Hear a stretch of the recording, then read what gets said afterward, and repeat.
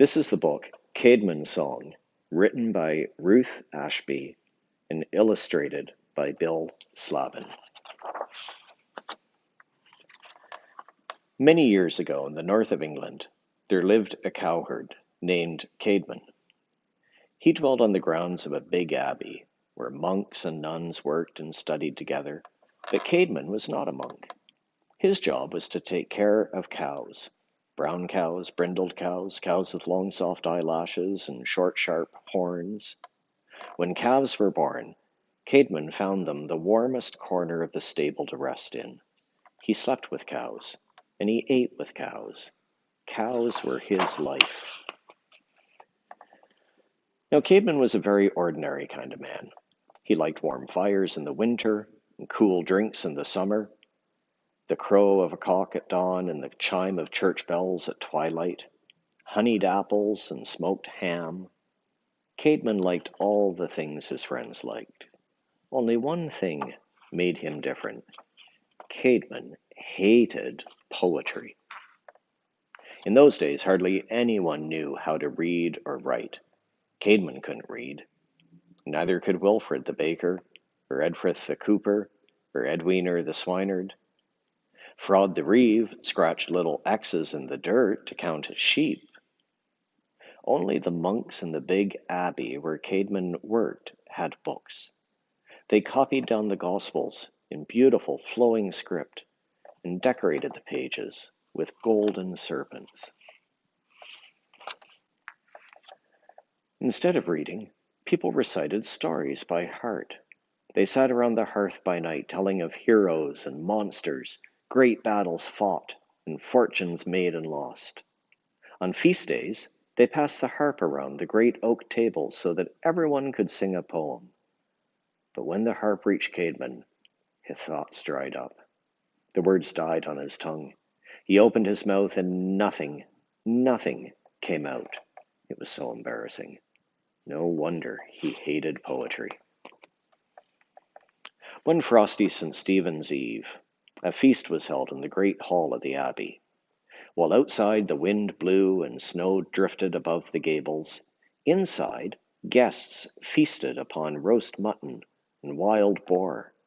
Hot spiced ale flowed freely, poured from great goblets of wood and silver. Caedmon sat close to the fire, warming his frozen feet. His stomach was full, but his mind was troubled. He knew that the moment he dreaded would soon arrive. The storytelling was about to begin. Thrum, the first note on the harp rang high and clear throughout the hall. I sing of mighty deeds gone by, began Recca the minstrel. Of skilled, greatest of kings, most worthy of fame. A hush fell upon the room.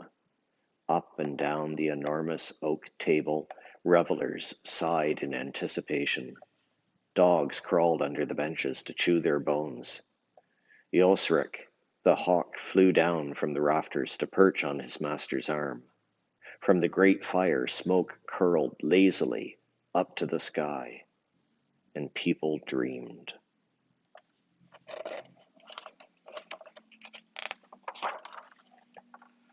Visions rose up before them of dragon-prowed ships and boar-headed helmets, of golden swords and mighty warriors. When the song ended, the harp changed hands. Now Edfrith the cooper sang of sea monsters in the briny deep. Fraud the reeve sang of bloody battles and the hand of fate. Edwiner the swineherd sang of Beowulf, bravest of all heroes, bane of dragons. Finally, it was Caedmon's turn. The harp was his. Caedmon, give us a tale, shouted Wilfred the baker. Others raised their drinking horns in the air. By St. Stephen, we want a song, they cried. Caedmon stood up and gazed around the hall. This time he would do it. He too would sing a song of great warriors and fearsome battles. 1,000 images flashed through his mind. Thrum, he plucked loudly at the harp.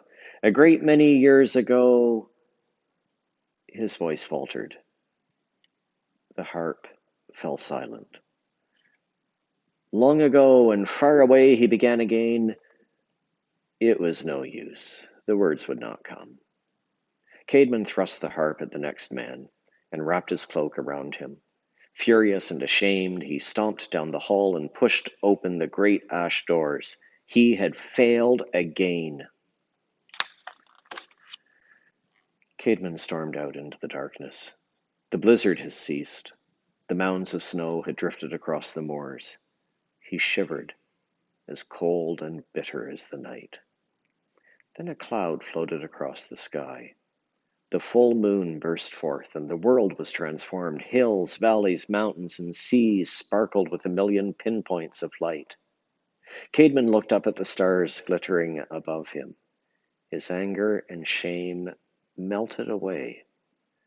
It is also calm and beautiful, he thought, as beautiful as the first day of creation.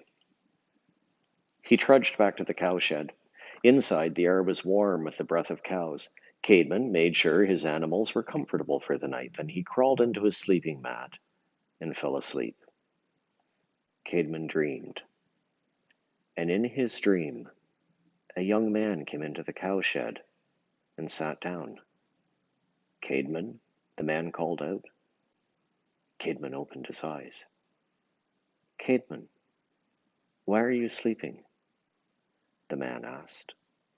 Tonight is the feast of St. Stephen. It's time for celebration. I left the feast early, Caedmon replied. Ah, you left because you did not want to sing, the man said. Who was this man who seemed to know so much about him? No, I left because I could not sing, Caedmon corrected him. There is no poetry in me. There's poetry in everyone, the man replied. Now sing me a song. But I have nothing to sing about. Surely you do. Sing about the things you know. What did he know? Caedmon thought. As his dream continued, Caedmon thought about the warm breath of cows on a frosty morning and the bleats of newborn calves.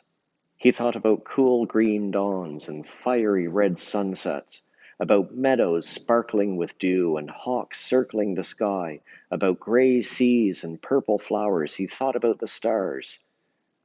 And he opened his mouth and sang, Praise we now the keeper of heaven's kingdom, the mind of the mighty maker, the glorious Father who made the world and all its wonders. How first he created the roof of heaven for us, the children of men. Then the Holy Creator, the eternal Lord, gave the earth to people, this middle earth to be our home. The next morning, when Caedmon awoke, he remembered his dream. Filled with joy and wonder, he sought out Frod the reeve and told his friend what had happened. He recited his song. Frod was astounded. Surely this is a miracle, Frod exclaimed.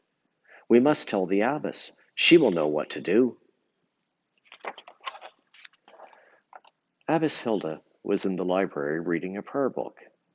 When she listened to Caedmon's story and heard his song, she rejoiced. We must give thanks, she told the cowherd, for you have received a gift from God. And she asked Caedmon to give up his life as a cowherd and become a monk, for the abbey needed such an inspired creator of songs. From that day forward, Caedmon was a poet. He moved into the monastery with all the other monks and told them stories. Caedmon sang of the creation of the world and the beginnings of the human race. He sang of Noah and the flood, and of Moses and the promised land. He sang of David. He sang of Jesus. Now Caedmon was known throughout the land. Children everywhere memorized his special song, his first hymn of praise. And on feast days, when people gathered around great oak tables, they no longer sang about bloody battles and dreadful monsters. They sang Caedmon's songs and poems instead. Caedmon lived until his death in great comfort and happiness, and he visited his cows every day.